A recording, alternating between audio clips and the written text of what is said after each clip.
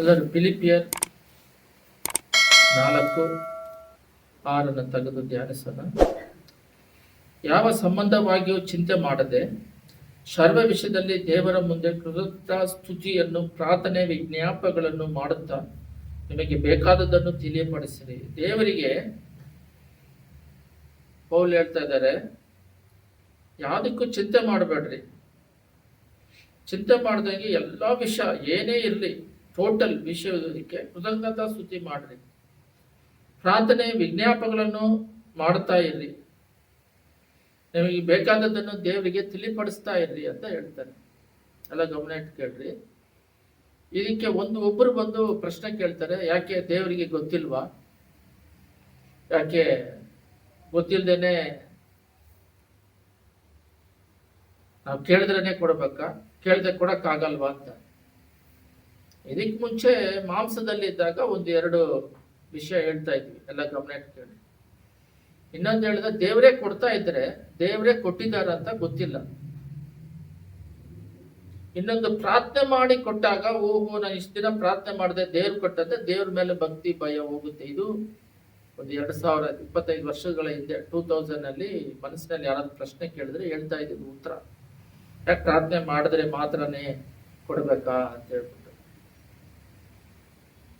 ಇನ್ನೊಂದು ಬಂದು, ಇವಾಗ ಆತ್ಮಿಕದಲ್ಲಿ ಬೆಳೆದ ಮೇಲೆ ಪರಲೋಕದಲ್ಲಿ ಭೂಲೋಕದಲ್ಲಿ ಒಂದು ಪ್ರೋಟೋಕಾಲ್ ಇದೆ ಅಂತೆ, ಒಂದು ಆರ್ಡರ್.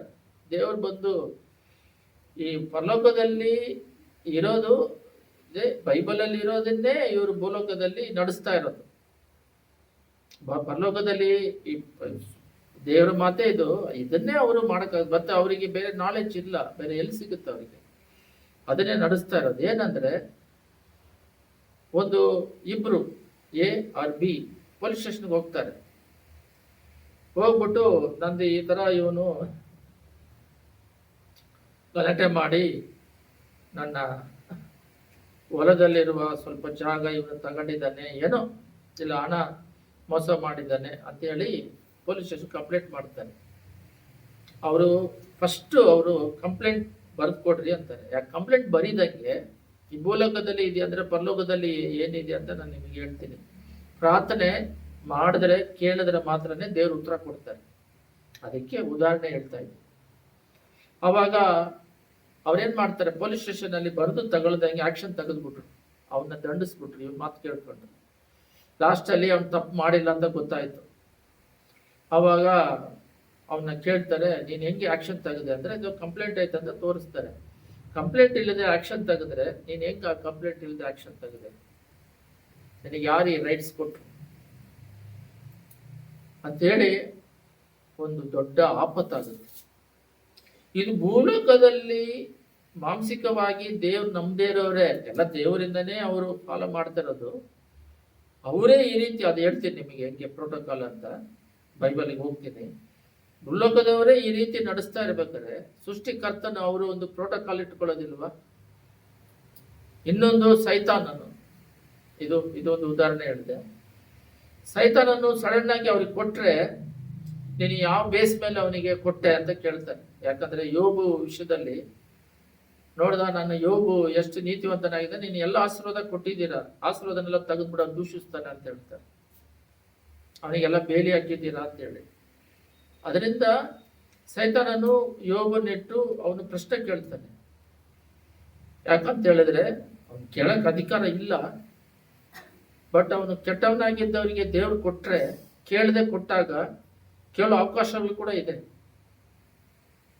ಅದರಿಂದ ಪರಲೋಕದಲ್ಲಿ ನಮ್ಮ ಮೇಲೆ ದೂರು ಹೇಳ್ತಿದ್ದಾನಲ್ಲ, ಅವನ ಕೇಳೇ ಇಲ್ಲಲ್ಲ, ಏನು ಕೊಟ್ಟೆ ಅಂದ್ರೆ ದೇವರಲ್ಲಿ ಸಿಗಿ ಬಿಡ್ತಾನೆ. ಒಂದು ಪ್ರೋಟೋಕಾಲ್ ಅಂದ್ರೆ ಒಂದು ಆರ್ಡರ್ ಇದೆ. ಅರ್ಥ ಆಗಿಲ್ಲಲ್ಲ ಮೆಸೇಜ್? ಸರಿ, ಗಂಡ ಇದ್ದಾರೆ, ಹೆಂಡತಿ ಇದ್ದಾರೆ. ಹೆಂಡತಿ ಒಳಗಡೆ ಬರ್ಬೇಕಾದ್ರೆ ಕೇಳ್ಬಿಟ್ಟು ಬರ್ಬೇಕಾ, ಕೇಳ್ದಂಗೆ ಬರ್ಬೋದ? ಮನೆ ಒಳಗಡೆ 1-2 ಬೆಡ್ರೂಮ್ ಇದೆ, ಒಂದು ಬೆಡ್ರೂಮ್ ಒಳಗಡೆ ಬರ್ತಾ ಇದಾರಂದ್ರೆ, ಒಂದು ಹೆಂಡತಿ ಗಂಡನ ರೂಮಿಗೆ ಬರ್ಬೇಕಂದ್ರೆ ಓಪನ್ ಅಲ್ಲಿ ಇರುತ್ತೆ. ಹೇಳ್ಬಿಟ್ಟು ಬರ್ಬೇಕಾ, ಹೇಳ್ದೆ ಬರ್ಬೇಕಾ?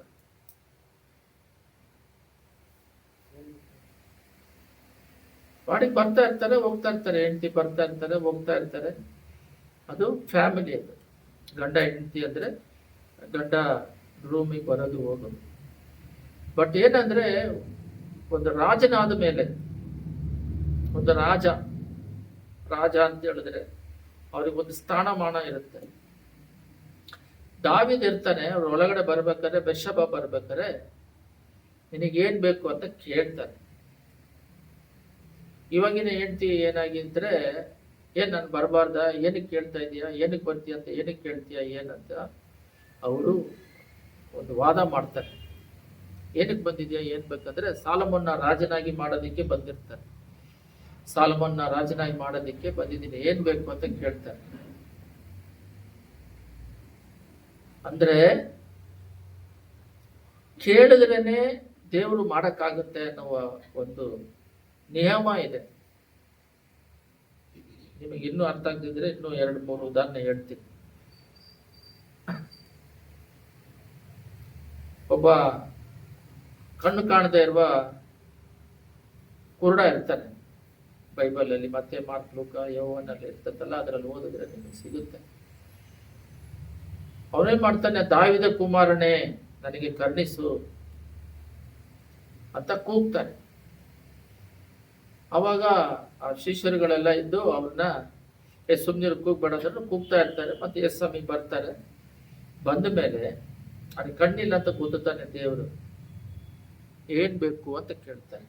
ಅರ್ಥ ಆಗಿಲ್ಲ? ಏನ್ ಬೇಕು ಅಂತ ಕೇಳ್ತಾನೆ. ಅದಕ್ಕೆ ಎಲ್ಲರ ಹತ್ರ ಅವನು ಭಿಕ್ಷೆ ಕೇಳ್ತಾ ಇದ್ದ. 2 ಪಾರ್ಟ್ ಇದೆ. ದೇವರು ಅವನು ನನ್ನ ಹತ್ರ ಏನ್ ಎದುರು ನೋಡ್ತಾ ಇದ್ದಾರಂತ ನೋಡಕ್ಕೆ ದೇವರು ಎದುರು ನೋಡ್ತಾ ಇದ್ದಾರೆ. ಕಾಸು ಕೇಳ್ತಾನ, ಕಣ್ಣು ಕೇಳ್ತಾನ ಅಂತ. ಆದ್ರೆ ಈ ಕುರುಡನಲ್ಲಿ 2 ಸ್ವಭಾವ ಇದೆ. ಮನುಷ್ಯರ ಹತ್ರ, ಎಲ್ಲರ ಹತ್ರ ಭಿಕ್ಷೆ ಕೇಳಿದವನು ದೇವರ ಹತ್ರ ಮಾತ್ರ ಕಣ್ಣು ಕೇಳ್ತಾನೆ. ಅವನಿಗೆ ಗೊತ್ತೈತೆ ಯಾರ ಹತ್ರ ಏನ್ ಕೇಳ್ಬೇಕಂತ. ದೇವರಲ್ಲೂ ಒಂದು ಪಾರ್ಟ್ ಇದೆ. ಅವರು ಕಣ್ಣು ಇಲ್ಲದೆ ಬಂದಿದ್ರು ಕೂಡ ಅವ್ರು ಕಣ್ಣು ಕೊಡ್ಬೇಕಾ ಅಂದ್ರೆ ಅವನ ಹೃದಯದಲ್ಲಿ ಏನು ಇದೆ ಅಂತ ನೋಡ್ಕೊಳ್ಳೋದಿಕ್ಕೆ ಅವ್ರೇನ್ ಮಾಡ್ತಾರೆ, ನಿನಗೇನ್ ಬೇಕಂತ ಕೇಳಿದ್ರೆ ನನಗೆ ಕಣ್ಣು ಬೇಕು ಅಂತ ಕೇಳ್ತಾರೆ. ಅವಾಗ ಕಣ್ಣನ್ನ ಕೊಡ್ತಾರೆ. ಅರ್ಥ ಆಗ್ತಿಲ್ಲ ಇನ್ನು? ಅಂದ್ರೆ ದೇವರೇ ನಮಗೆ ಎಲ್ಲವನ್ನು ಕೊಟ್ಟಿರ್ತಾರೆ. ಬಟ್ ಪ್ರಾರ್ಥನೆ ಮಾಡಿ ಪಡ್ಕೊಂಡಿದೀವಿ ಅನ್ನೋದಕ್ಕೂ ಒಂದು ಜಾಗ ಬೇಕಾಗಿತ್ತು. ಪ್ರಾರ್ಥನೆ ಮಾಡಿ ಆ ಜಾಗ ಪಡ್ಕೊಳ್ಳೋದಿಕ್ಕೂ, ಮನೆ ಕಟ್ಟಬೇಕಂತ ಪ್ರಾರ್ಥನೆ ಮಾಡಿದಾಗ ನಮ್ಮ ಹೃದಯದಲ್ಲಿ ನಾವು ಪ್ರಾರ್ಥನೆ ಮಾಡಿದ್ವಿ, ಆ ಜಾಗ ಕೊಟ್ರು. ಪ್ರಾರ್ಥನೆ ಮಾಡಿದ್ವಿ, ಮನೆ ಕಟ್ಟಿಸ್ಕೊಟ್ರು. ಒಂದು ಸ್ಕೂಟರ್ ಬೇಕಂತ ಪ್ರಾರ್ಥನೆ ಮಾಡಿದ್ವಿ, ಕೊಟ್ರು. ಎಕ್ಸಾಮ್ ಪಾಸ್ ಮಾಡಬೇಕು, ಜ್ಞಾನ ಬೇಕಂತ ಕೇಳಿದ್ರು, ದೇವ್ರು ಕೊಟ್ರು. ಪ್ರಾರ್ಥನೆ ಮಾಡಿದ್ವಿ, ಒಂದು ಕಾರು ವೆಹಿಕಲ್ ಬೇಕು, 4 ಜನ ಇದೀವಿ, ಸೇವೆಗೆ ಅಂತ ಕೇಳಿದ್ರು, ಕೊಟ್ರು. ಈ ರೀತಿ ಪ್ರಾರ್ಥನೆ ಮಾಡಿ ತಗೊಂಡಿರೋದಕ್ಕೂ, ಪ್ರಾರ್ಥನೆ ಮಾಡದೆ ತಗೊಂಡ್ರಾಗೆ ನಾನು ಸ್ವಂತ ಬಲದಿಂದ ಕಷ್ಟಪಟ್ಟೆ, ನನ್ನ ಸ್ವಂತ ಬಲದಿಂದ ಮಾಡಿದೆ, ದೇವರು ಏನು ಕೊಟ್ಟಿಲ್ಲ ಅನ್ನುವ ಸ್ವಭಾವ ಬರುತ್ತೆ. ಅದೊಂದು ಸ್ವಭಾವ ಬರುತ್ತೆ. ಎರಡನೇದು, ಪರಲೋಕದಲ್ಲೂ ಭೂಲೋಕದಲ್ಲೂ ಇರುವ ಒಂದು ಪ್ರೋಟೋಕಾಲ್ ಏನಂತ ಹೇಳಿದ್ರೆ, ಕೇಳಿದ್ರೆ ಮಾತ್ರನೇ ಕೊಡಬೇಕನ್ನುವ ಒಂದು ರೂಲ್ಸ್ ಇದೆ. ಭೂಲೋಕದಲ್ಲೇ, ಅದಕ್ಕೆ ಉದಾಹರಣೆ ಹೇಳಿದ್ರೆ, ಭೂಲೋಕದಲ್ಲೇ ರೂಲ್ಸ್ ಇರಬೇಕಾದ್ರೆ ಪರಲೋಕದ ದೇವರು ಇನ್ನೂ ಒಂದು ಸಿಸ್ಟಮ್ಯಾಟಿಕ್ ಇಟ್ಟಿರ್ತಾನೆ. ಅಲ್ಲಿ ಸೈತಾನ್ ಇರ್ತಾನೆ, ಅಪವಾದಿ. ಅಲ್ಲಿ ದೇವರು ಇರ್ತಾರೆ. ಅವನಿಗೆ ಕೇಳಿದನು ಕೊಡ್ಬೋದು, ಬಟ್ ಅಲ್ಲಿ ಅವ್ನು ನಿಂದಿಸ್ತಾನೆ. ಯಾಕೆ ಕೇಳಿಲ್ಲ ಕೊಟ್ಟೆ ಅಂದ್ರೆ ದೇವರಲ್ಲಿ ತಪ್ಪು ಮಾಡ್ದಂಗೆ ಆಗುತ್ತೆ. ಕೇಳಿದ ತಕ್ಷಣ ಟಕಾತ ಕೊಟ್ಬಿಟ್ರೆ ಅವನು ಸೈತಾನು ಪ್ರಶ್ನೆ ಮಾಡಕ್ ಆಗೋದಿಲ್ಲ. ಅವ್ನು ಕೇಳ್ದ ಕೊಟ್ಟೆ ಅಂದ್ರೆ ಅವನು ಸುಮ್ಮನೆ ಆಗ್ಬಿಡ್ತಾನೆ. ಆ ಅಪವಾದಿ ದೂಷಣೆ ಮಾಡುವ ಮನುಷ್ಯರ ಮೇಲೆ. ಅದರಿಂದ ಒಂದು ಉದಾಹರಣೆಯನ್ನು ಹೇಳ್ತೀನಿ, ನೀವೆಲ್ಲರಿಗೂ ಯೂಸ್ ಆಗುತ್ತೆ ನೋಡ್ರಿ. ಏನಂತ ಹೇಳಿದ್ರೆ, ಇಲ್ಲಿ ಯಾವ ಸಂಬಂಧವಾಗಿಯೂ ಚಿಂತೆ ಮಾಡದೆ ಸರ್ವ ವಿಷಯದಲ್ಲಿ ದೇವರ ಮುಂದೆ ಕೃತಜ್ಞತಾಸ್ತುತಿಯನ್ನು ಪ್ರಾರ್ಥನೆ ವಿಜ್ಞಾಪನೆ ಮಾಡುತ್ತಾ ನಿಮಗೆ ಎದ ತಿಳಿಪಡಿಸಿರಿ. ಯಾಕೆ ಇವತ್ತು ತಗೊಂಡೆ, ಇವತ್ತು ಮೆಸೇಜ್ಗೆ ಯಾಕೆ ತಗೊಂಡೆ ಅಂದ್ರೆ, ನಾನು ದೇವರಿಗೆ ಯಾಕೆ ತೊಂದರೆ ಕೊಡಬೇಕು ನನ್ನ ಮನಸ್ಸಿನಲ್ಲಿ. ನಾವು ಬರೀ ಸ್ಪಿರಿಚುವಲ್ದು ಮಾತ್ರ ಕೇಳೋಣ, ನಮಗೆ ಹಣ ಬೇಕಾಗಿದ್ರು ಕೇಳೋದು ಬೇಡ. ನನ್ನ ಮನಸ್ಸಿನಲ್ಲಿ ಸೈತಾನ್ ನೋಡು ಸ್ವಭಾವದಲ್ಲಿ ಪಾಪ ಮಾಡಿಸ್ತಾನೆ. ಅವಾಗಲೇ ನಾವು ಪ್ರಾರ್ಥನೆ ಮಾಡಿದ್ವಿ, ಅಂಬಲ್ ಬಗ್ಗೆ. ಅಂಬಲ್ ಅಂದ್ರೆ ಏನು ಅಂತ, ತಾಳ್ಮೆ ಪ್ಲಸ್ ತಾಳ್ಮೆ ಮನೋಭಾವ. ಇದು ಎದರಿಕೆ ಡಿಫರೆನ್ಸ್ ನೋಡಿ ಪ್ರೇಯರ್ ಮಾಡ್ತೀವಿ. ಅದೇ ಥರನೇ ಇದು ಅವ್ರು ಏನು ಮಾಡ್ತಾರೆ ಅಂತ ಹೇಳಿದ್ರೆ, ನನಗೆ ಪ್ರಾರ್ಥನೆಯಲ್ಲಿ ಸ್ಪಿರಿಚುವಲ್ ಮಾತ್ರಗಳನ್ನ ಲೌಕಿಕವಾದ ಅವಶ್ಯಕತೆನ ಕೇಳಬಾರ್ದು, ಕೇಳಿದ್ರೆ ಅವ್ರು ತಪ್ಪಾಗಿ ತಿಳ್ಕೊಂತಾರೆ. ಯಾರ? ದೇವರು. ಅವ್ರು ತಪ್ಪಾಗಿ ತಿಳ್ಕೊಳ್ಳಲ್ಲ. ನಾವೇನೋ ತಪ್ಪಾಗಿ ಕೇಳಿದ್ರೇನು ಪ್ರೇಯರ್ ಮಾಡ್ಬೇಕಾದ್ರೆ ಚಿತ್ತ ಇದ್ರೆ ಕೊಡ್ರಿ ಅಂತ ಹೇಳಿದ್ರೆ ಅವರು ಕೊಡೋಕ್ಕೆ ಅವಕಾಶ ಇದ್ದಾಗ ಅಟ್ಟ ಸಮಯಕ್ಕೆ ಅವ್ರು ಕೊಡ್ತಾರೆ, ಬೇಕಿದ್ದನ್ನ ಕೇಳಿದೆ. ಬಟ್ ನಾವೇನ್ ಮಾಡ್ಬಿಟ್ಟಿವಿ, ನನ್ನ ಸ್ವಭಾವ ಸ್ಪಿರಿಚುವಲ್ ಮಾತ್ರ ಕೇಳೋಣ, ಇದೆಲ್ಲ ಕೇಳಿದ್ರೆ ಅವ್ರೇನಾದ್ರು ಅನ್ಕೊಂತಾರೆ ಯಾವಾಗ ನೋಡಿದ್ರು ಲೋಕದೇ ಕೇಳ್ತಾ ಇದ್ದೀನಿ. ಸ್ಪಿರಿಚುವಲ್ಲು ಕೇಳಬೇಕು, ಪ್ರಾರ್ಥನೆ ಮಾಡಬೇಕು, ಕಡೆದಾಗಿ ಏನಾದ್ರೂ ಅವಶ್ಯಕತೆಗಳಿದ್ರೆ ಅದನ್ನ ಹೇಳಿ ಪ್ರೇಯರ್ ಮಾಡಿ ಅದರಿಂದ ಬಿಡುಗಡೆ ಆಗೋದು ಒಳ್ಳೇದು. ನಮ್ ದೇವ್ರ ಹತ್ರ ಕೇಳಿದೇನೆ ಮನಸ್ಸಿನಲ್ಲಿ ಯೋಚನೆ ಮಾಡ್ಕೊಂಡು ಮನುಷ್ಯರನ್ನ ಆಧಾರ ಪಡೋ ಸ್ವಭಾವ ಬರುತ್ತೆ, ಅದ್ರಲ್ಲಿ ಪಾಪದಲ್ಲಿ ಮುಳುಗೋಗ್ತೀವಿ. ಸ್ಪಿರಿಚುವಲ್ ಅಲ್ಲಿ ಎಷ್ಟು ಪಾಪ ಇದೆ ನೋಡಿ. ಒಂದು ಸಿಸ್ಟರ್ ಹೇಳಿದ್ರು, ನಾವ್ ಯಾರ ಹತ್ರನೂ ಕೈ ಚಾಚಿ ₹1 ಕೇಳೋದಿಲ್ಲ, ಇದ್ರೆ ತಿಂತೀವಿ, ಇಲ್ದಿದ್ರೆ ಗಂಜಿ ಕುಡ್ಕೊಂತೀವಿ, ಇದ್ರೆ ನೀರು ಕುಡ್ಕೊಂಡ್ ಮಣ್ಕೊಂತೀವಿ ಅಂತ ಹೇಳಿದ್ರು. ಆ ಸ್ವಭಾವಗಳು ಬರೀ ಒಂದು ಸಿಸ್ಟರ್ ಅಂತಲ್ಲ, ಎಲ್ಲ ಸೇವಕರಿಂದ ಹಿಡಿದು ಚರ್ಚಿಗೆ ಬರುವ ಪ್ರತಿಯೊಬ್ಬ ದೇವ್ರು ನಂಬಿರುವ ಪ್ರತಿಯೊಬ್ಬರಲ್ಲಿ ಇರಬೇಕು. ಒಂದೊಂದು ಸಾರಿ ಮಕ್ಕಳ ಮೇಲಿರೋ ಪ್ರೀತಿಯಿಂದ ದೇವ್ರ ಮಾತಿಗೆ ಮೀರಿ ನಡೀತೀವಿ. ದೇವ್ರಿಗೆ ಯಾರ ಹತ್ರ ಕೇಳ್ಬೇಡ್ರಿ, ನಮಗೆ ಪ್ರೇಯರ್ ಮಾಡಿ ನನ್ನ ಹತ್ರ ಬಂದು ಕೇಳ್ರಿ ಅಂದ್ರು ದೇವ್ರ ಹತ್ರ ಕೇಳೋದಕ್ಕಿಂತ ಮನುಷ್ಯರ ಹತ್ರ ತಕ್ಕಂತ ಹೋಗ್ಬಿಡ್ತೀವಿ ಅವಸರದಿಂದ ಅವಸರ. ಈ ರೀತಿ ಸ್ವಭಾವದ ಪಾಪಗಳು ಮಾಡ್ತಾ ಇರ್ತೀವಿ. ಅದರಿಂದ ಇಲ್ಲಿ ಏನಿದೆ ಅಂದ್ರೆ, ಸರ್ವ ವಿಷಯದಲ್ಲಿ ದೇವರ ಮುಂದೆ ಕೃತಜ್ಞತಾ ಸ್ತುತಿ ಪ್ರಾರ್ಥನೆ ವಿಜ್ಞಾಪನೆಗಳನ್ನು ಮಾಡುತ್ತಾ ನಿಮಗೆ ಬೇಕಾದದನ್ನು ತಿಳಿಯಪಡಿಸಿರಿ. ಸ್ಪಿರಿಚುವಲ್ ಇಂದ ಹಿಡಿದು ಶಾರೀರಿಕದಿಂದ ಹಿಡಿದು ಟೋಟಲ್ ಅವ್ರ ತಂದೆ ತಾಯಿಯಾಗಿದ್ದಾರೆ, ಅವ್ರ ಹತ್ರ ವಿಜ್ಞಾಪನೆ ಮಾಡಬೇಕು. ಅವ್ರು ಕೊಟ್ಟಿರೋದನ್ನ ನಾವು ತಗೋಬೇಕು. ಅವ್ರ ತಂದೆ ತಾಯಿ ಸೃಷ್ಟಿಕರ್ತನು, ಅವ್ರ ಸ್ನೇಹಿತನಾಗಿದ್ದಾರೆ, ಎಲ್ಲದಕ್ಕಿಂತ ದೊಡ್ಡದಾಗಿ ಅವರು ದೇವರಾಗಿದ್ದಾರೆ. ಅವರು ದೇವರು ಇರೋದ್ರಿಂದ ನಾವು ನಾಚಿಕೆ ಪಡೆದಾಗಿ ಎಲ್ಲವನ್ನು ಕೇಳೋ ಮನೋಭಾವ ಅವರಲ್ಲಿ ಇಟ್ಕೋಬೇಕು. ಇನ್ನೊಂದು, ಕೇಳದೇನೆ ಅವ್ರು ಕೊಡ್ತಾರಂತ ಎದುರು ನೋಡಿದ್ರೆ ಅವ್ರಿಗೆ ಎಷ್ಟು ವರ್ಷ ಆದ್ರೂ ಕೊಡಲ್ಲ. ನಮ್ಮ ಮನಸ್ಸಿನಲ್ಲಿ ಅನ್ಕೊಂಡಿರ್ತೀವಿ, ದೇವ್ರು ಯಾಕೆ ಮಾಡಿಲ್ಲ, ಯಾಕೆ ಮಾಡಬಾರ್ದು, ಯಾಕೆ ಮಾಡಿದ್ರೆ ಏನು, ಈ ತರ ನಮ್ಮ ಸ್ವಭಾವಗಳು ಬರುತ್ತೆ. ಇದು ಸೈತಾನ ಸ್ವಭಾವಗಳು, ಹಾಳಾಗಿ ಹೋಗ್ತೀವಿ. ಅರ್ಥ ಆಗ್ತಿಲ್ಲ. ಅದರಲ್ಲಿ ಒಂದು ಒಳ್ಳೆ ವಾಕ್ಯ ಇದೆ, ನಮಗೆಲ್ಲರಿಗೂ ಗೊತ್ತಿದೆ. ಮತ್ತೆ 7:7 ಇದೆ, ಕೇಳಿರಿ ಕೊಡಲ್ಪಡುವುದು, ತಟ್ಟಿರಿ ತೆರಲ್ಪಡುವುದು. ಅದರಲ್ಲಿ ಬರೀ ದೇವರು ಕೇಳಿ ಕೊಡಲ್ಪಡುವುದನ್ನು ಮಾತ್ರ ನಾವು ಧ್ಯಾನಿಸೋಣ. ಬೇಡಿಕೊಳ್ಳಿರಿ, ಇಲ್ಲಿದೆ ನೋಡ್ರಿ, ಮತ್ತೆ 7:7 ನಿಮಗೆ ದೊರೆಯುವುದು ಹುಡುಕಿ, ಬೇಡಿಕೊಳ್ಳಿರಿ ನಿಮಗೆ ದೊರೆಯುವುದು. ಬೇಡಿಕೊಂಡ್ರೆ ಮಾತ್ರನೇ ನಮಗೆ ಸಿಗುತ್ತೆ.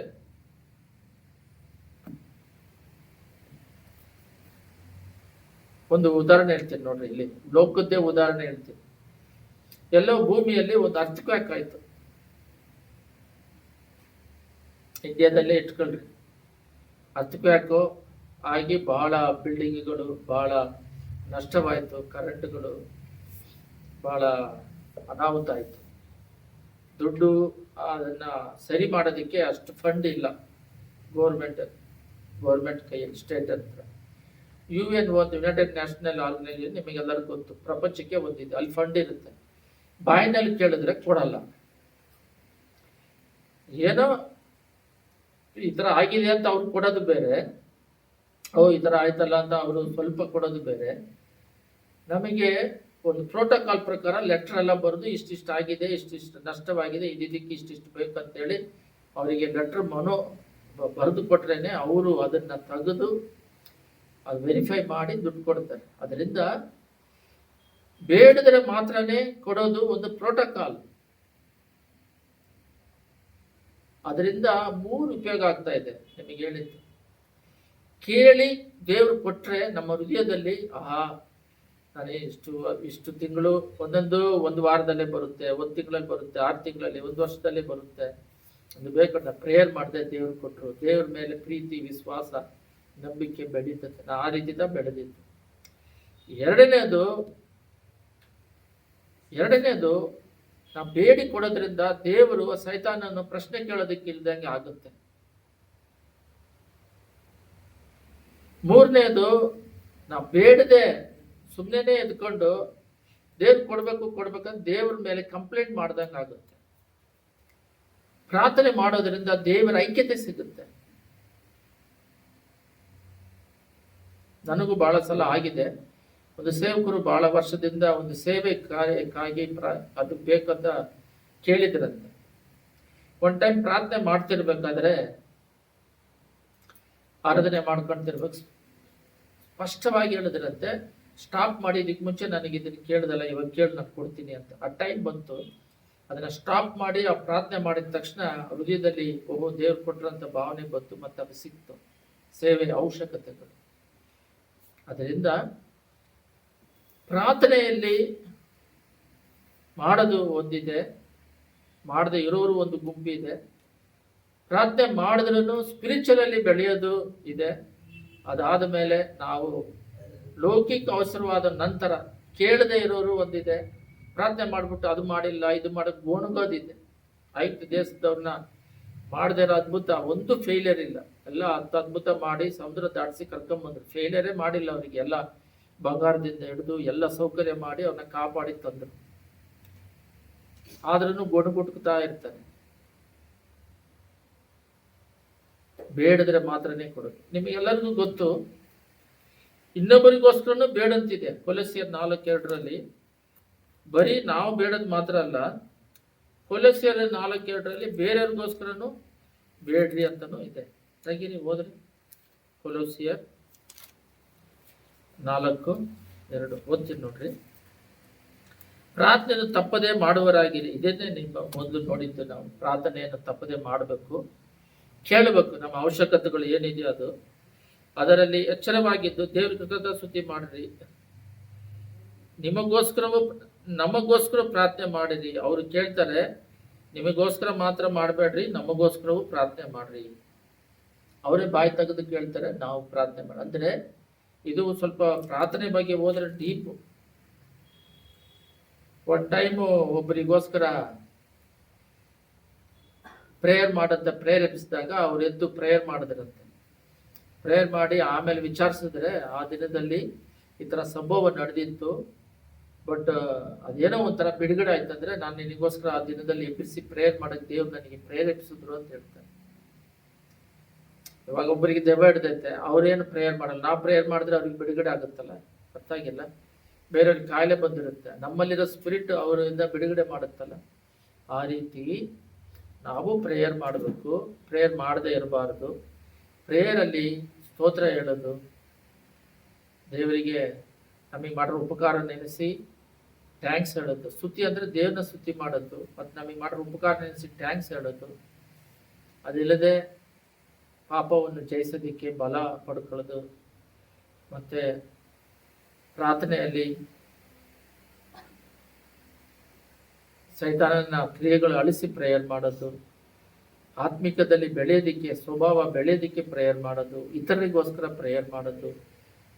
ಈ ರೀತಿ ಎಲ್ಲ ಪ್ರೇಯರ್ ಮಾಡಿ ಆದಮೇಲೆ ರೋಮರ್ 8:26 ನಿನಗೆ ಪ್ರೇಯರ್ ಮಾಡೋಕ್ಕಾಗ್ತಿದ್ರೆ ಪರಿಶುದ್ಧಾತ್ಮನು ತಾನೇ ನಿನಗೋಸ್ಕರ ನೆರಳಾಡದಿಂದ ಪ್ರೇಯರ್ ಮಾಡ್ತಾ ಇರ್ತಾರೆ. ಆ ರೀತಿ ಎಲ್ಲ ಪ್ರೇಯರ್ ಆದಮೇಲೆ ಕಡೆದಾಗಿ ನಮಗೇನು ಅವಶ್ಯಕತೆ ಇದೆಯೋ ಅದನ್ನು ಪ್ರೇಯರ್ ಮಾಡಬೇಕು. ಪ್ರೇಯರ್ ಮಾಡದೆ ದೇವ್ರು ಕೊಟ್ರು ಅಂತ ಹೇಳೋದಿಕ್ಕೂ, ನಾವು ಪ್ರೇಯರ್ ಮಾಡದೆ ಮಾನಸಿಕದಲ್ಲಿ ಕಷ್ಟಪಟ್ಟು ಬಹಳ ಹೋರಾಟ ಮಾಡಿ ಪಡ್ಕೊಂಡ್ಮೇಲೆ ಆಮೇಲೆ ಅದನ್ನ ಉಚಿತವಾಗಿ ಈಸಿಯಾಗಿ ದೇವ್ರು ಕೊಡ್ತಾನೆ. ನಾವು ಮಾನಸಿಕದಲ್ಲಿ ಅವ್ರನ್ನ ಗುಣಗುಟ್ಕೊಂಡು ಸುಣುಕೊಂಡು ಅದನ್ನ ಪಡೆಯೋದಿಕ್ಕೂ ವ್ಯತ್ಯಾಸ ಇದೆ. ಕಡೆದಾಗಿ ಪ್ರಕಟಣೆ 3:20 ದೇವರು ಹೇಳ್ತಾರೆ, ಒಬ್ಬೊಬ್ಬರು ಬಾಗಿಲಲ್ಲಿ ನಿಂತುಕೊಂಡು ಕದವನ್ನು ತಡ್ತಾ ಇದ್ದಾನೆ, ತಡೆದ್ರೆ ಒಳಗಡೆ ಬರ್ತೀನಿ ಅಂತ. ಇದೇ ಡೈರೆಕ್ಟ್ ಒಳಗಡೆ ಬರ್ಬೋದು ತಾನೆ. ರೇಸಮಿ ಸತ್ತಿ ಎದ್ರಲ್ಲ, ಸತ್ತಿ ಎದ್ದ ಮೇಲೆ ಅವರು ಶಿಷ್ಯಂದ್ರೆಲ್ಲ ಡೋರ್ ಕ್ಲೋಸ್ ಮಾಡಿ ಎಲ್ಲರನ್ನು ಕೊಳ್ತಾ ಇದ್ದಾರೆ ಅಂತ ಹೇಳಿ ಯೂದರುಗಳನ್ನ ಎದುರ್ಕೊಂಡು ಡೋರ್ ಕ್ಲೋಸ್ ಮಾಡಿದ್ರೆ ಅಲ್ಲಿ ಪ್ರತ್ಯಕ್ಷ ಆಗ್ತಾರೆ. ಬಟ್ ಟಕ್ಕಂತ ಅವರು ಹೋಲಿ ಸ್ಪಿರಿಟ್ ಆಗ್ತಾನೆ ಇದ್ದಾರೆ, ಪರಿಶುದ್ಧಾತ್ಮ ಒಳಗಡೆ ಬರ್ಬೋದು ತಾನೆ. ಯಾಕೆ ಸಡನ್ ಆಗಿ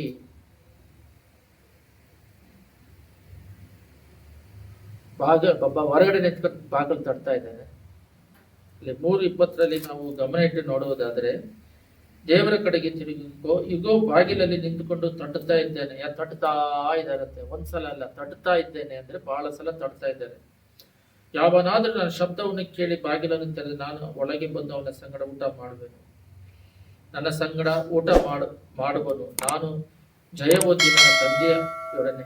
ಇದು ಏನಂದ್ರೆ, ನಿನಗೆ ಒಂದು ಡೀಪ್ ಸಬ್ಜೆಕ್ಟು ಹೇಳ್ತೀನಿ, ಅರ್ಥ ಮಾಡ್ಕೊಳ್ಳಿ. ನಿನ್ನ ವಿಷಯದಲ್ಲಿ ದೇವರು ಇಂಟರ್ಫಿಯರ್ ಆಗೋದಿಲ್ಲ. ನಿನಗೆ 2 ಕೊಟ್ಟಿದ್ದಾರೆ, ಒಂದು ಜೀವ ವೃಕ್ಷ, ಒಂದು ಮರಣ. ಆ ಏದನ್ ತೋಟದಲ್ಲಿ 2 ತಾನೇ ಇಟ್ಟಿದ್ದಾರೆ. ಜೀವ ವೃಕ್ಷವನ್ನು ತೆಗೆದು ತಿಂದ್ಬಿಟ್ರೆ ಯಾವಾಗಲೂ ಸಾಯ್ದಂಗೆ ದೇವರ ಸ್ವರೂಪದಲ್ಲಿ ಇರೋದು ಒಂದು, ಅದು ಪರಲೋಕದಲ್ಲಿ, ಅದು ರೆವಲ್ಯೂಷನ್ ಅಲ್ಲಿ ಇದೆ. ಅಲ್ಲಿ ಓದಿದ ತಕ್ಷಣ ಕೊಡ್ತಾರೆ, ಮರಣನೇ ಇಲ್ಲದೆ ಇರುವ ನಮ್ಮ ಆತ್ಮಕ್ಕೆ ಕೊಡ್ತಾರೆ. ಇನ್ನೊಂದು ಮರಣ ಬಂದು ನರಕಕ್ಕೆ ಹೋಗೋ ಒಂದು ಜೀವವೃಕ್ಷ, ಅದನ್ನ ತಿಂದ ದಿನದಲ್ಲೇ ಸಾಹಿತ್ಯ ಅಂತ ಇಟ್ಟಿದ್ದಾರೆ. 2 ಇಟ್ಟಿದ್ದಾರೆ. ನಮಗೆ ಸ್ವತಂತ್ರ ಕೊಟ್ಟಿದ್ದಾರೆ. ಸ್ವತಂತ್ರ ಕೊಟ್ಟಿರೋದ್ರಿಂದ ದೇವರೇ ಡೈರೆಕ್ಟ್ ಆಗಿ ಬಂದು ನಮಗೆ ಸಹಾಯ ಮಾಡಕ್ ಆಗೋದಿಲ್ಲ, ಕೇಳಿದ್ರೆ ಮಾತ್ರ ಮಾಡ್ತಾರೆ. ಅರ್ಥ ಆಗಿಲ್ಲ? ಅದರಿಂದ ದೇವರ ಹತ್ರ ನಾವು, ನಮಗೆ ವಿಲ್ ಪವರ್ ಕೊಟ್ಟಿದ್ದಾರೆ. ನಾವು ಒಳ್ಳೆ ದಾರಿ ಆದರೂ ತೋರಿಸ್ಬೋದು. ಹೇಳಿದ್ರೆ ದೇವರು ಕೊಟ್ಟಾಗ್ಲೂ ನೀನು ಏನಕ್ಕೆ ಕೊಟ್ಟೆ ಅಂತ ಕೇಳಿದ್ರೆ, ಪ್ರಶ್ನೆ ಕೇಳಿದ್ರೆ, ಒಂದು ಎಕ್ಸಾಂಪಲ್, ಒಂದು ಮದುವೆ, ಅಳಿನಿಗೆ ಕೇಳ್ದೇನೆ ಎಲ್ಲ ಕೊಟ್ಬಿಟ್ರು ಮಾವರು, ಅವ್ರ ನನ್ನ ಮಗಳ ಗಂಡ ಅಂತೇಳಿ. ಅವ್ರೇನು ಕೇಳಿಲ್ಲ. ಲಾಸ್ಟಲ್ಲಿ ನಾತ ಇದೆಲ್ಲ ಕೊಟ್ಟೆ ನಿನಗೆ ಅಂದ್ರೆ, ನೀನು ಯಾರು ಕೊಡೋದು ಕೇಳಿದ್ರು. ಯಾಕಂದ್ರೆ ಅವ್ರು ಕೇಳಿಲ್ಲಲ್ಲ, ನಾನು ಕೇಳಿಲ್ಲ, ನೀನು ಕೊಟ್ಟೆ, ನೀನು ಯಾರು ಕೊಡು ಅಂತ ಹೇಳಿದ್ರು ಅಂದ್ರೆ ಅವರು ಅಂತಾರೆ. ಅದೇ ರೀತಿ ದೇವರು ಬಂದು ನಮಗೆ ಎಲ್ಲ ಕೊಟ್ಬಿಟ್ರು, ನೀನು ಯಾರು ಕೊಡು ಅಂತ ಹೇಳಿದ್ರು, ನಾನು ಕಷ್ಟಪಟ್ಟು ದುಡಿಮೆ ಮಾಡ್ಕೊಂತಿದ್ದೆ. ಅರ್ಥ ಆಗ್ತಿಲ್ಲ? ರೀತಿಯಾಗಿ ಪ್ರೋಟೋಕಾಲ್ಸ್ ಇರುತ್ತೆ ದೇವರಲ್ಲಿ, ಒಂದು ಆರ್ಡರ್ ಇರುತ್ತೆ. ಅದರಿಂದ ಬಾಗಿಲನ್ನು ತಟ್ಟುತ್ತಾ ಇದ್ದೇನೆ, ತೆಗೆದ್ರೆ ಅಂತ ಹೇಳಿದ್ರೆ ಅವರು ಅವರು ಒಳಗಡೆ ಬಂದು ನಮಗೆ ಬಲವಂತವಾಗಿ ಏನು ಮಾಡೋಕ್ಕಾಗಲ್ಲ. ಅದರಿಂದ ನಮಗೆ ಅವರು ವಿಸ್ತಾರವಾಗಿ ನಾವು ನಮ್ಮ ಮೈಂಡನ್ನು, ಹೃದಯವನ್ನು ತೆರೆದುಕೊಟ್ಟು ಪ್ರಾರ್ಥನೆ ಮಾಡೋದರಲ್ಲಿ ಅದು ಒಪ್ಪಿಸಿಕೊಟ್ಟು, ನೀವು ನನ್ನ ಜೀವಿತದಲ್ಲಿ ನಾನು ಎತ್ತಿ ಉಪಯೋಗಿಸು ಅಂತ ಹೇಳಿ ಒಪ್ಪಿಸಿಕೊಟ್ರೇನೆ ಉಪಯೋಗಿಸ್ತಾನೆ. ಮತ್ತೆ ನಮಗೆ ಕಷ್ಟ ಇದ್ದಾಗ, ಇದನ್ನು ಕೇಳಿದಾಗ ಇದು ಕೊಡ್ರಿ ಅಂದ್ರೇ ಕೊಡ್ತಾರೆ. ನಾನು ಆತ್ಮಿಕದಲ್ಲಿ ಬೆಳೆಯಲಿಕ್ಕೆ ಮುಖ್ಯವಾದ ಕಾರಣ ಇಲ್ಲ. ಅದು ಸ್ವಲ್ಪ ಜನ ಕರೆಕ್ಟ್ ಅಂತಾರೆ, ಅವ್ರು ಸ್ವಲ್ಪ ಸರಿ ಇಲ್ಲ ಅಂತಾರೆ. 4th ಡೈಮೆನ್ಷನ್ ಅಂತ ಹೇಳ್ಬಿಟ್ಟು ಪಾಲಂಗಿ ಬುಕ್ ಇದೆ. ಅದರಲ್ಲಿ ಅವ್ರು ಏನ್ ಮಾಡಿದ್ರಂತೆ, ಒಂದು ಸೈಕಲ್ ಬೇಕಂತೆ. ಅದು ಒಂದು ಗರ್ಭನ ಸ್ತ್ರೀ ಗರ್ಭ ಧರಿಸಿದಾರಲ್ಲ, ಅದಕ್ಕೆ ಹೋಲಿಸ್ತಿ ಪ್ರಾರ್ಥನೆ ಮಾಡ್ತಾರೆ. ಅದು ಹೇಳ್ತೀನಿ, ನಿಮಗೆ ಅರ್ಥ ಆಗುತ್ತೆ. ಸೈಕಲ್ ಬೇಕು ಅಂತ ಹೇಳ್ತಾರಂತೆ. ಕೇಳ್ಬಿಟ್ಟು ಕೊಟ್ಟಿದ್ದಕ್ಕಾಗಿ ಸ್ತೋತ್ರ ಹೇಳ್ತಾರೆ. ಅವರೇ ಪ್ರಾಕ್ಟೀಸ್ ಮಾಡಿಸಿರ್ತಾರೆ. ಯಾಕಂದ್ರೆ ಅದು ಆಬ್ರಾಮು ಸಾರಾಲು ಅವ್ರಿಗೆ ಮಗು ಹುಟ್ಟಕ್ಕಿಂತ ಮುಂಚೆನೆ ಅವರು ಬಜ್ಜೆ ಆಗಿದ್ದಾಗಲೇ ಅಬ್ರಾಮ್ ಅನ್ನೋದು ಅಬ್ರಹಾಂ ಅಂದ್ರೆ ಎಲ್ಲ ಮೂಲ ಪುರುಷರಿಗೆ ತಂದೆ ಅಂತ ಹೇಳಿ. ಅವಾಗ ತೋಟದಲ್ಲಿ ಅವರೆಲ್ಲ ಗೇಲಿ ಮಾಡ್ತಾರೆ. ಅಂದ್ರೆ ಒಂದು ಆ ಥರನೇ ಅವ್ರಿಗೆ ಹೆಸರು ಇಟ್ಟಿರೋದು. ಏನು ಮಕ್ಕಳೇ ಇಲ್ಲ ಲೋಕದಲ್ಲಿರೋರಿಗೆಲ್ಲ ನನ್ನ ತಂದೆ ಅಂತ ಹೇಳ್ತೀರಂದ್ರೆ ಅವ್ರ ವಿಶ್ವಾಸ ಆ ರೀತಿ ಕರೀತಾರಂತೆ ಇದೆ. ಅವ್ರಿಗೆ ಹೆಸರು ಇಟ್ಟರಂತೆ. ಅಂದ್ರೆ ನಡೆಯಕ್ಕಿಂತ ಮುಂಚೆನೆ ಎಲ್ಲ ಗಮನ ಇಟ್ಟು ಕೇಳ್ರಿ. ಸ್ತೋತ್ರ ಹೇಳಿದ್ರೆ ಕೊಟ್ಟಿದ್ದಾರೆ ಅಂತ ಅರ್ಥ, ಕೊಡ್ತಾರೆ ಅಂತ ಅರ್ಥ, ಫೇತ್. ಸರಿ, ಇದು ಒಂದು ಪಾರ್ಟು. ನಾವು ನಮಗೆ ಬೇಕಾಗಿರೋ ಪಾಯಿಂಟ್ನ ತಗೊಳ್ಳೋಣ. ಅದರಲ್ಲಿ ಮುಖ್ಯವಾಗಿ ಏನ್ ಬೇಕಾಗಿದೆ ಅಂತ ಹೇಳಿದ್ರೆ, ಪಾಲಾಂಗಿಚು ಆ ಬುಕ್ಕಲ್ಲಿ ಒಟ್ಟದಕ್ಕಾಗಿ ಸ್ತೋತ್ರ ಅಂದಿದ ತಕ್ಷಣ ಚರ್ಚಲ್ಲಿರುವ ಯವನಸ್ಥರು ಅವ್ರ ಮನೆಗೆ ಬಂದ್ಬಿಟ್ಟು ಸೈಕಲ್ ಕೊಟ್ಟಿದ್ದಾರೆ, ಸ್ತೋತ್ರ ಹೇಳ್ದಲ್ಲ, ಎಲ್ಲಿ ತೋರ್ಸು ಅಂದ್ರೆ. ಅವಾಗ ಒಳಗೋಗಿ ಪ್ರೇಯರ್ ಮಾಡಿದಾಗ, ನೀನು ಬೈಬಲಲ್ಲಿ ಕೊಟ್ಟಿದ್ದಕ್ಕಾಗಿ ಟ್ಯಾಂಕ್ಸ್ ಅಂದಿದ್ದಕ್ಕೆ ಒಂದು ಕತೆ ರೂಪದಲ್ಲಿ ಅವರು ದರ್ಶನ ಕೊಟ್ರಂತ. ಅವ್ರ ಬಂದು, ಇಲ್ಲ, ಒಂದು ತಾಯಿ ಯಾವ ರೀತಿ ಪ್ರೆಗ್ನೆನ್ಸಿ ಆಗಿದೆ ಆ ರೀತಿ ಸೈಕಲ್ ಬಂದು ನನ್ನ ಹೊಟ್ಟೆ ಒಳಗಡೆ ಇದೆ. 9 ತಿಂಗಳು ಆದ್ಮೇಲೆ ಸಡನ್ ಟೈಮಲ್ಲಿ ಇದು ಡೆಲಿವರಿ ಆಗುತ್ತೆ. ಆಲ್ರೆಡಿ ಇದೆ, ಉತ್ಪತ್ತಿ ಆಗ್ತಾ ಇದೆ. ಸೈಕಲ್ ಎಲ್ಲೋ ಉತ್ಪತ್ತಿ, ನಾವು ಪ್ರೇಯರ್ ಮಾಡಿದಾಗ ಅಲ್ಲೆಲ್ಲೋ ಉತ್ಪತ್ತಿ ಮಾಡ್ತಾ ಇದ್ದಾರೆ. ಅದು ಮಗು ಹೊಟ್ಟೆ ಒಳಗಿದ್ರೆ ಹೊರಗಡೆ ಬರಲೇಬೇಕು. ಉತ್ಪತ್ತಿ ಆದ್ಮೇಲೆ ಪ್ರಾರ್ಥನೆ ಮಾಡಿದಾಗ ಅದು ಸಿಗಲೇಬೇಕು. ಆ ಥರ ಅದು ಸರ್ಟನ್ ಟೈಮಲ್ಲಿ ಮಗು ಡೆಲಿವರಿ ಆದಂಗೆ ಸರ್ಟನ್ ಟೈಮ್, ಆ ಟೈಮ್ ಬಂದಾಗ 9 ತಿಂಗಳು ಆದ್ಮೇಲೆ, ಈಗ ಮಗು 10 ತಿಂಗಳಾದ್ಮೇಲೆ ಹುಟ್ಟುತ್ತಾರೋ ಅದೇ ರೀತಿ ನನಗೆ ಸಿಗುತ್ತೆ ಅಂತ ಹೇಳಿದ ತಕ್ಷಣ ಹೊಟ್ಟೆ ಮುಟ್ಬಿಟ್ಟು ಅದು ಗೇಲಿ ಪ್ರಯಾಸ ಮಾಡಿದ್ರಂತೆ. ಬಟ್ ಅದು ನಿಜವಾಗಿ ಹೊಟ್ಟೆ ನೋಡ್ಬಿಟ್ಟು ಓಹೋ ಸೈಕಲ್ ಏನು ಹೊಟ್ಟೆಯಲ್ಲಿ ಇದೆಯಾ ಅಂತ ಹೇಳ್ಬಿಟ್ಟು ಎಲ್ಲ ಜನ ಕೇಳಿದ್ರಂತೆ. ಫಾಸ್ಟ್ ಹೊಟ್ಟೆಯಲ್ಲಿ ಸೈಕಲ್ ಐತಂತೆ. ನೋಡಿದ್ರೆ ಅವ್ರು ಯಾವ ಸೈಕಲನ್ನು ಪ್ರೇಯರ್ ಮಾಡಿದ್ರು, ಅಲ್ಕ್ಲಾಸಿ ಕಲರು ಇಂಥ ಅಮೇರಿಕನು ಈ ಥರ ಅಂದ್ರೆ ಅದೇ ಸೈಕಲ್ ಅವ್ರಿಗೆ ಸಿಗ್ತಂತೆ. ಅದು ಒಂದು ಮಾತ್ರ ಅಲ್ಲ, ಅದೇ ಥರನೇ ನಮ್ಮ ಜೀವನದಲ್ಲಿ ಅವರು ಎಂಟರ್ಫಿಯರ್ ಆಗೋದಕ್ಕೆ ಆಗೋದಿಲ್ಲ. ಅವರು ತಟ್ತಾರೆ, ತೆರೆದ್ರೆ ಒಳಗಡೆ ಬಂದು ಪ್ರವೇಶ ಮಾಡ್ತಾರೆ. ಈ ಉದಾಹರಣೆನೇ ಪ್ರಾರ್ಥನೆ. ನಮಗಂತ ಬಂದು ಅವರು ವಾಲಂಟಿಯರಾಗಿ ಮಾಡೋಕ್ಕಾಗಲ್ಲ. ಅದಕ್ಕೆ ನಾನು ಉದಾಹರಣೆಯಾಗಿ ಹೇಳಿದೆ, ಅವರು ಬಾಯಿ ತೆಗೆದು ಕೇಳ್ತಾರೆ. ಕಣ್ಣು ಇಳಿದವ್ರನ್ನ ನೋಡ್ಬಿಟ್ಟು ದೇವ್ರನ್ನ ಒಂದು ಪ್ರಶ್ನೆ ಕೇಳ್ಬೋದು. ಕಣ್ಣಿಲ್ಲ, ದಾವಿದನ ಕುಮಾರನೇ ಕರುಣಿಸು ಅಂತ ಹೇಳ್ಬಿಟ್ಟು ಕೇಳಿದ್ರೆ ನಿನಗೆ ಏನ್ ಬೇಕಂತ ಕೇಳ್ತಿರಲ್ಲ, ಅಂತ ಕಣ್ಣಿಲ್ವಲ್ಲ ಅಂದ್ರೆ ಒಂದ್ ಸಮಯ ಅವನು ಕಣ್ಣು ಕೊಟ್ಟುಬಿಟ್ರೆ ಅವನು ಕಷ್ಟಪಟ್ಟು ದುಡಿಮೆ ಮಾಡಿ ಕೆಲಸ ಮಾಡೋದು. ಎಲ್ಲ ಗಮನ ಇಟ್ಟು ಕೇಳಿ. ಇಷ್ಟು ವರ್ಷ ಭಿಕ್ಷೆ ಎತ್ತದ, ಕಣ್ಣು ಬಂದ್ರೆ ಯಾರು ಭಿಕ್ಷೆ ಕೊಡಲ್ಲ. ಒಂದ್ ಸಮಯ ಅವನು ದುಡ್ಡು ಕೇಳಿದ್ರೆ ಅರ್ಥ ಆಗಿಲ್ಲ. ನಮಗೆ ವಿಲ್ ಪವರ್ ಕೊಟ್ಟಿದ್ದಾರೆ. ವಿಲ್ ಅಂದ್ರೆ ನಾವು ಯಾವ್ದಾದ್ರೂ ಆರಿಸ್ಬೋದು, ಏನ್ ಕೇಳ್ತೀವೋ ಅದು ಕೊಡ್ತಾರೆ. ಅದರಿಂದ ಅವರಿಗೆ ಒಂದು ಸಮಯ ಕಣ್ಣು ಕೇಳಿದೆ, ದುಡ್ಡು ಕೇಳಿದ್ರೆ ದುಡ್ಡು ಕೊಡ್ತಾ ಇದ್ರು. ಕಣ್ಣು ಕೇಳೋದ್ರಿಂದ ಅವತ್ತಿಂದ ಅವನು ದುಡಿಮೆ ಮಾಡಿ ತಿನ್ನಬೇಕು, ಕಷ್ಟಪಟ್ಟು ತಿನ್ನಬೇಕು.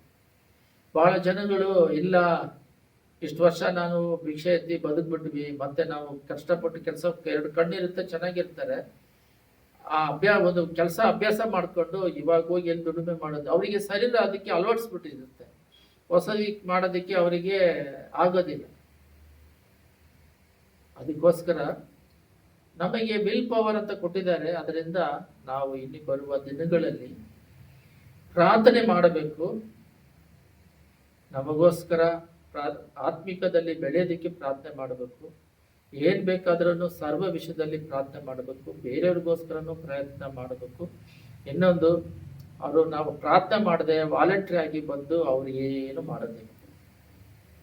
ಆ ರೀತಿ ಮಾಡಿದ್ರೆ ಅದು ಸೈತಾನನು ಪ್ರಶ್ನೆ ಕೇಳ್ತಾನೆ. ಇನ್ನೊಂದು, ದೇವರಿಗೂ ಅವರು ಅದು ನಿಯಮ ಇಲ್ಲ. ಯಾಕಂತ ಹೇಳಿದ್ರೆ ನಮಗೆ ಸ್ವತಂತ್ರ ಕೊಟ್ಟಿದ್ದಾರೆ. ಅದರಿಂದ ಅವರು ನಮ್ಮ ಜೀವಿತದಲ್ಲಿ ಎಂಟರ್ಫಿಯರ್ ಆಗೋದಿಲ್ಲ. ನಾವು ಅವ್ರನ್ನ ಕರೆದ್ರೆ ಬರ್ತಾರೆ. ಅದಕ್ಕೆ ಬಾಗಿಲು ತಡ್ತಾ ಇರ್ತೀನಿ, ಪ್ರವೇಶ ಮಾಡ್ರಿ ಅಂತ ಅವ್ರು ಕೇಳಿದ್ರೆ ಒಳಗಡೆ ಬರ್ತಾರೆ. ಏನಾದ್ರೂ ಬೇಕಂದ್ರೂ ಬಂದು ನಮ್ಮ ಜೀವಿತಕ್ಕೆ ಒಳಗಡೆ ಬಂದು ಸಹಾಯ ಮಾಡ್ತಾರೆ ಹೊರತು ಅವರಾಗಿ ಬಲವಂತ ಮಾಡಿ, ಒಬ್ಬರನ್ನ ಹಿಡ್ಕೊಂಡು ಬಲವಂತ ಮಾಡಿ ನೀನು ನಿಜವಾಗ್ಲೂ ಪ್ರಾರ್ಥನೆ ಮಾಡಬೇಕು ಈ ರೀತಿ ನೀವು ಕೇಳೋದಿಲ್ಲ. ನೀನು ಕಂಪಲ್ಸರಿ ಓದಬೇಕು ಬೈಬಲು, ಈ ಕೆಲಸ ಮಾಡಲೇಬೇಕಂತ ಯಾರನ್ನೂ ದೇವರು ಬಲವಂತ ಮಾಡಲ್ಲ. ಅದಕ್ಕೇನೆ ದೇವರ ರಾಜ್ಯ ಕಟ್ಟಲ್ಪಡ್ತಾ ಇಲ್ಲ, ಸ್ಪಿರಿಚುವಲ್ ಇಲ್ಲ. ಯಾಕಂದ್ರೆ ವಾಲಂಟ್ರಿ ಆಗಿ ಬಿಟ್ಟು ಬಿಡ್ತಾರೆ. ಅವ್ರ ವಿಶ್ವಾಸದ ಮೇಲೆ ಅದು ಡಿಪೆಂಡ್ ಆಗಿ ಹೋಗ್ತಾ ಇರುತ್ತೆ.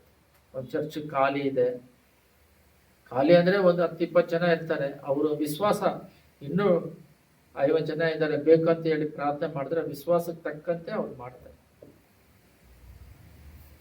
ಇಲ್ಲ ದೇವರು ಅವ್ರ ಮೇಲೆ ದರ್ಶನ ಇಟ್ಟಿದ್ರೆ, ವಿಷನ್ ಇಟ್ಟಿದ್ರೆ, ದೇವರೇ ನನ್ನ ಚಿತ್ತ ನನ್ನ ನೆರವೇರಲಿ, ನಾನು ಪೂರ್ತಿಯಾಗಿ ಒಪ್ಪಿಸಿಕೊಡ್ತೀನಿ ಅಂದ್ರೆ ಅದಕ್ಕೆ ಪ್ರಕಾರ ಅವ್ರು ನಡೆಸ್ತಾರೆ. ಎಲ್ಲ ಕಡೆಗಳನ್ನ ಮುಚ್ಚಿ ಪ್ರಾರ್ಥನೆ ಮಾಡೋಣ.